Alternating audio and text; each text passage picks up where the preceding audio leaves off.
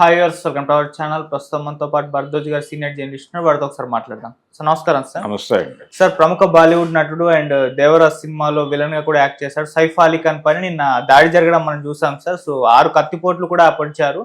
అయితే దీనిపైన రకరకాల అనుమానాలు అయితే వ్యక్తం అవుతున్నాయి సార్. పొడిచింది దొంగ అని కొంతమంది, లేదు ఇది బిష్ణోయ్ గ్యాంగ్ కి చెందిన వాళ్ళని చెప్పేసి కూడా మాట్లాడేసుకుంటున్నారు సార్. అసలు ఏం జరిగింది సైఫ్ అలీ ఖాన్ విషయంలో సార్? అయితే ఏ రకమైన స్పెక్యులేషన్స్ స్ప్రెడ్ చేయొద్దు అని ఆయన టీం, సైఫ్ అలీ ఖాన్ టీం అనే పేరుతో ఒక ప్రకటన వచ్చింది. ఓకే, అప్పుడు కరీనా కపూర్ రిలీజ్ చేశారు అది.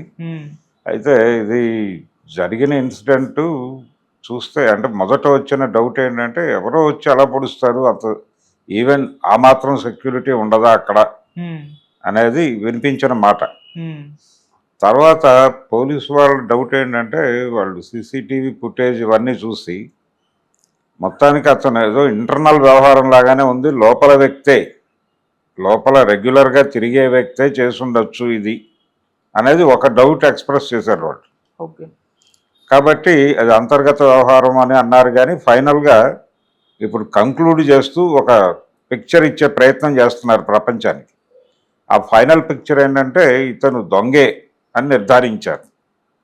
ఇతను దొంగే, కేవలం దొంగతనం కోసమే వచ్చాడు, ₹1 కోటి డిమాండ్ చేశాడు, ముందు పని మనిషిని కొట్టాడు, దాడి చేశాడు.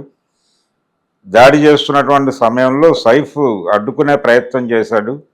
అడ్డుకునే ప్రయత్నంలో జరిగినటువంటి ఇద్దరి మధ్య జరిగినటువంటి పరస్పర పోరాటంలో జరిగినటువంటి గాయం ఇది. అంతే తప్ప అతను వచ్చి నేరుగా పడవడం కాదు, ఈయన ఎదిరించే ప్రయత్నం చేశాడు. ఆ ప్రయత్నంలో అతను కత్తితో పొడిచి తప్పించుకునే ప్రయత్నం చేశాడు. అప్పుడు గాయాలైనాయి. అతను మెట్ల మార్గం గుండా పారిపోయాడు అనేది ఫైనల్గా కంక్లూడ్ చేస్తూ ఒక కథని ఫ్రేమ్ చేశారు. ఇది కథ అని ఎందుకు అంటున్నానంటే రకరకాల డౌట్లు ముందు వచ్చినాయి. ఈ ముందు వచ్చినటువంటి సందేహాలన్నింటినీ కంక్లూడ్ చేస్తూ వీళ్ళు ఫైనల్గా ఒక డ్రాఫ్ట్ అయితే ఇచ్చారు. ఇక్కడ ఏదైనా జరిగి ఉండొచ్చు, అంటే ప్రపంచానికి వాళ్ళు చెప్పుకోవడానికి ఇబ్బంది పడటమో లేకపోతే ఇంకేదో ఉంది సంథింగ్. ఒకటి, అతను కిందకు వచ్చి అతన్ని తీసుకుని ఆటోలో తీసుకెళ్ళారు. అతనేమీ లైమ్ లైట్లో లేనటువంటి హీరో కాదు, ప్రస్తుతం అవకాశాలు లేని పరిస్థితి కాదు. తను ఇప్పటికీ సినిమాలు చేస్తూనే ఉన్నాడు. పైగా ఈ మధ్య తెలుగు ఆడియన్స్ కూడా దగ్గర అయ్యాడు దేవర సినిమాతో. మార్కెట్ ఉన్నటువంటి నటుడే అతను. మార్కెట్ ఉన్న నటుడు, భారీ రెమ్యూనరేషన్లు తీసుకుంటున్నాడు. ఆయన్ని ఆటోలో పట్టుకుని హాస్పిటల్కి తీసుకెళ్లారు. హాస్పిటల్లో డాక్టర్లు ఫైనల్గా ప్రమాదం ఏం లేదు, ఆయన అవుట్ ఆఫ్ డేంజర్, బయటకు వచ్చేసాడు అని చెప్పేసి తేల్చి చెప్పేశారు. అంటే బహుశా కొద్దిపాటి గాయాలు అయి ఉండొచ్చు. ఈ గాయాలైన సందర్భంగా ఏదో రక్తస్రావం జరిగి ఉండొచ్చు. దానిలో భాగంగానే కొంచెం నీరసాలు అవి వస్తాయి కాబట్టి కుట్లు పడి ఉండొచ్చు, కుట్లు వేసి ఉంటారు. ఫైనల్గా ఇప్పుడు పోలీసులు అయితే ఈ సీసీటీవీ ఫుటేజ్ ఆధారంగా ఒక ఫోటోని రిలీజ్ చేశారు. మెట్ల మార్గం నుంచి పారిపోతున్నటువంటి ఒక నిందితుడు. ఇప్పుడు అతను ఎవరు ఏమిటి అనేది ఎస్టాబ్లిష్ చేసి అతన్ని అరెస్ట్ చేయాలి. అతను కూడా చాలా నార్మల్గా ఉన్నాడు. ₹1 కోటి డిమాండ్ చేశాడు అనేది బయటకు వచ్చినటువంటి ఫ్యాక్ట్. ఇప్పుడు వాళ్ళు అధికారికంగా చెప్పిన మాట.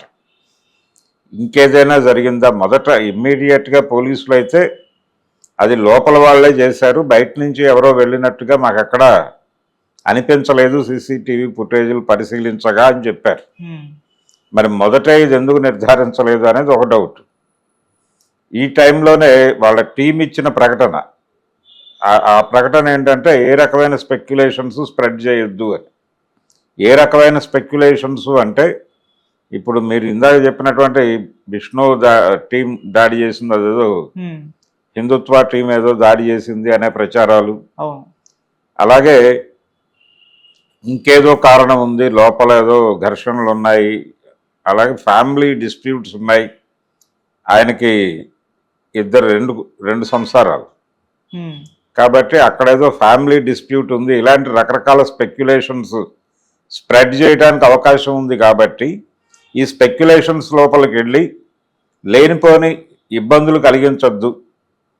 ఇన్సిడెంట్ జరిగింది, మేము అటెండ్ అయ్యాం, ఆయన వెళ్ళాడు హాస్పిటల్కి, ట్రీట్మెంట్ బాగానే జరుగుతోంది, హ్యాపీగా బయటకు వచ్చేస్తాడు, దయచేసి ఏ రకమైన స్పెక్యులేషన్స్ వద్దు, దీన్ని ఒక ఇన్సిడెంట్గా వదిలిపెట్టేయండి అని రిక్వెస్ట్ చేస్తూ వాళ్ళు ఒక ప్రకటన చేశారు. ఈ ప్రకటన చేసిన నేపథ్యంలోనే బయట రకరకాల చర్చలు జరుగుతున్నాయి. అంటే జనరల్గా ఇన్సిడెంట్గా వదిలిపెట్టడం అనేది జరగదు. బయట రకరకాల ఏదన్నా సెలబ్రిటీకి సంబంధించిన ఒక ఇన్సిడెంట్ జరగగానే బిట్వీన్ ది లైన్స్ చాలా వ్యాఖ్యానాలు వచ్చేస్తాయి. అలా దీని మీద కూడా రకరకాల వ్యాఖ్యానాలు మొదలైపోయినాయి మార్కెట్లో. వీటన్నిటినీ కంక్లూడ్ చేస్తూ ఒక ప్రకటన చేశారు అధికారికంగా, ఇది జరిగింది, ఇదే జరిగింది అనుకోవడానికి కూడా లేదు. అందుకనే నేను కథ అన్నాను. ఏదైనా జరిగి ఉండొచ్చు, అది వాళ్ళ పర్సనల్ గొడవ. ఒకవేళ వీళ్ళు చెప్పినట్టుగా అది ఒక ప్రత్యేకమైనటువంటి టీము, ఒక థియరిటికల్ బ్యాక్గ్రౌండ్ ఉన్న టీం చేస్తే ఇలా ఉండదు వ్యవహారం. ఆ గొడవ వేరేగా ఉంటుంది. మనం గతంలో చూసాం వాళ్ళు ఏ పద్ధతిలో వాళ్ళ ఆపరేషన్లు నడుస్తాయి. ఇదేంటంటే ఏదో బాగా పరిచయం ఉండి ఆ ఇంట్లోకి వెళ్ళటం, రావటం, పోవటం అలవాటు ఉన్నటువంటి వ్యక్తి ఎవరో ఏదో చేస్తూ ఉండగా, లోపల ఏదో చేస్తూ ఉండగా ఆయన అడ్డుకునే ప్రయత్నమో లేకపోతే చూడటమో జరిగి ఉండొచ్చు. జరిగినప్పుడు అటాక్ జరిగి ఉండొచ్చు. ఇలా 100 రకాలుగా అవకాశం ఉంది ఇలాంటి దాడులు జరగటానికి. అందులో ఏదో ఒకటి వాళ్ళు చెప్పుకోవడానికి ఇబ్బంది పడటమో, అసలు ఎందుకు చెప్పాలి అని కూడా అనుకోవచ్చు.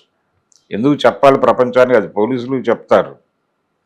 పోలీసులు కూడా ప్రపంచానికి తెలియజేయాలని లేదు, అది కోర్టులో రేపు సబ్మిట్ చేసిన తర్వాత ఏ విట్నెసెస్ వస్తాయి అనే దాన్ని బట్టి నడుస్తుంది అది. కానీ ఈ లోపల రకరకాల స్పెక్యులేషన్స్ అల్లటం అనేది సామాజిక బాధ్యతగా భావిస్తున్నారు చాలామంది. ఇది ఒక ప్రమాదకరమైన ధోరణి. ఏం జరిగినా కానీ అక్కడ ఉన్నటువంటి సన్నివేశము, ఆ వ్యక్తితో ఎవరైతే దాడికి గురయ్యాడో ఆ వ్యక్తికి ఉన్నటువంటి రిలేషన్స్ ఇవన్నీ ప్రపంచానికి తెలుసు, సెలబ్రిటీ కాబట్టి. వాళ్ళ జీవితంలో ఉన్నటువంటి ప్రతి మలుపుని ప్రతిరోజు చర్చించేటువంటి సమాజం కాబట్టి వీళ్ళు క్యూరియాసిటీ ఎక్కువ. ఎటు నుంచి దాడి జరిగిందో ఎవరి స్పెక్యులేషన్ వాడికి ఉంటుంది. ఎవరి స్పెక్యులేషన్లో వాళ్ళు వెళ్ళిపోయారు ఈ ఇన్సిడెంట్ కూడా. సో ఇది కూడా ఒక సినిమా కథలాగా నడిచి, అంటే నిజానికి ఇలాంటి ఒక సెలబ్రిటీ మీద దాడి జరిగిన తర్వాత ప్రపంచం ఎన్ని కోణాల్లో ఆలోచిస్తుంది అనేది కూడా ఒక ఇంట్రెస్టింగ్ స్టోరీ చేయవచ్చు. ఆ లెవెల్లో నడిచింది కథ. నిన్న ఈరోజు కూడా, ఈరోజు ఆల్మోస్ట్ కంక్లూడ్ అయిపోయింది స్టోరీ. ఈ కంక్లూడ్ చేసేసి ముందు ఒక విక్టిమ్ని ప్రపంచం ముందు ప్రొజెక్ట్ చేసేస్తే పని అయిపోయింది అక్కడికి. ఇప్పుడు అతను ఎవరు ఏమిటి అనేది వెతికి తీసుకొస్తారు. తీసుకొచ్చి బోన్లో నిలబెట్టిన తర్వాత అతని ఆర్గ్యుమెంట్ ఏమిటి అనేది